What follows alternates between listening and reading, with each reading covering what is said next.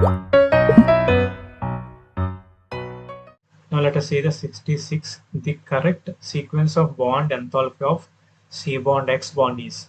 Here, now let us try to understand what you meant by bond enthalpy. Bond enthalpy means the energy required to break this bond is called the bond enthalpy. How much of energy is required to break this bond is called the bond enthalpy. Okay, we discussed in the previous question, when the size increases, when the size increases, the bond strength the bond strength decreases.